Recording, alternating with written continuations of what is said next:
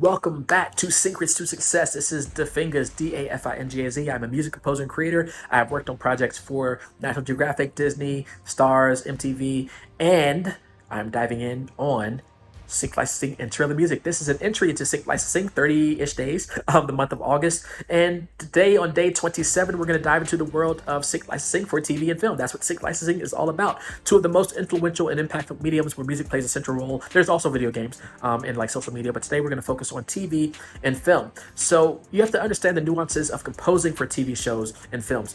Even though as a sync licensing creator, you are not the composer of a TV show. You're not the Hans Zimmer or the, Ludwig Göransson or the Ramin Djawadi or the Pinar Toprak. I follow a lot of composers.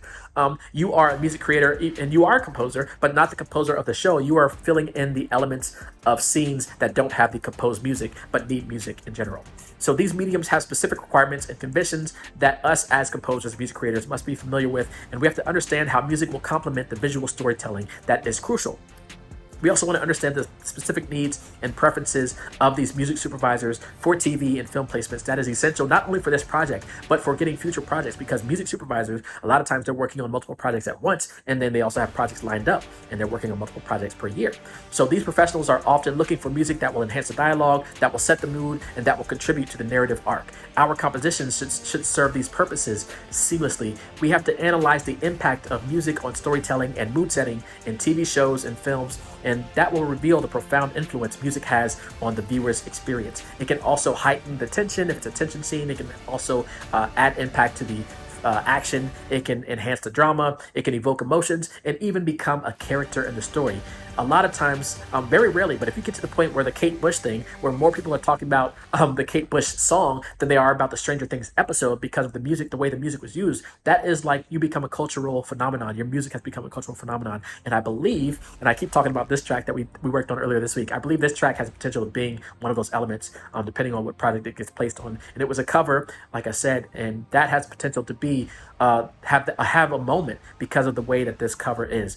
So fingers crossed again. um, uh, so when we craft music that will complement the dialogue and the visuals and those narrative arc, that is an art form in itself. So you want to target TV networks and film production companies for the sync licensing opportunities through these libraries. So if you want to work, if your goal is, hey, I want to work with Disney, find the sync libraries that are getting placements with Disney or Disney Plus or whatever you want to work on for Disney, Pixar. Find these libraries that are getting placements on their properties. And then you want to research current projects. You want to understand their concept preferences. What music worked for one project obviously won't work for another project, even in the same film. Music that works on one scene won't work for another scene because they have different scenes. So you want to tailor your pitches to align with the needs and showcase how your music can elevate that production. The process of custom composing for TV and film projects often involves close collaboration with directors, producers, and music supervisors. Again, sometimes you don't have to custom compose. Sometimes if you have a large enough catalog. For example, I work with a library where they're sending out briefs every week. Sometimes 20, 30 a week. And let's say I pitch to a brief, I make it custom for a brief, and I now have that in my catalog, and I can now pitch that to also other briefs if it doesn't land on that opportunity. So I now start building your catalog by creating customs, but also if you're just creating music in general, just make sure you understand the elements of how music can be used in a visual medium. It requires flexibility and adaptability to meet the specific demands of each project, specifically in genres. If you only want to do R&B music, that's fine, but you will be stay in that lane. And there's other lanes. There's pop, there's hip hop, there's trailer, epic cinematic stuff. So try to get into these other lanes to hedge your bets in this sync licensing space. Effective communication and a keen understanding of visual storytelling are also key. You want to communicate with your libraries, your music supervisors, your collaborators on a frequent basis to make sure they are up to date of what's going on. When I'm working on these last minute deadlines, a lot of times, at least either through like WhatsApp or Facebook or Instagram or even text messages, I'm talking to these collaborators to say, hey, this song, I need these things. Where are we at right now? A couple hours in, how far are we? Are we close? Things like that, following up. So keeping those lines of communication open to get to the finish line on those projects. So composing for TV shows and films is an exhilarating endeavor. My big goal, one of my goals, is to be sitting in a theater with my family and to hear my music on a trailer come up. And I have a lot of friends who have trailer music and they have trailers.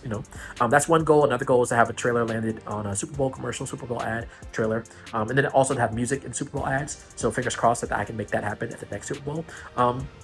So yeah, I have a lot of goals in the music space. So having those goals and then aligning my current efforts to meet those goals down the line, and understanding the nuances of these mediums, catering to the needs of music supervisors, analyzing music's impact on storytelling, and mastering the art of custom composing, we can create soundtracks that resonate deeply with viewers and elevate the overall quality of the visual content. That will wrap up day 27. We're getting close to the end of this 30-day, 31 days journey into sync of the Syncrets To Success podcast. Come back tomorrow on day 28 where we'll talk about more about Syncrets to Success, more about sync licensing there. So I will see you tomorrow. Be sure to check out the links in the description. Be sure to like, comment, and subscribe to this YouTube channel, and I will see you tomorrow. All right? All right. Peace.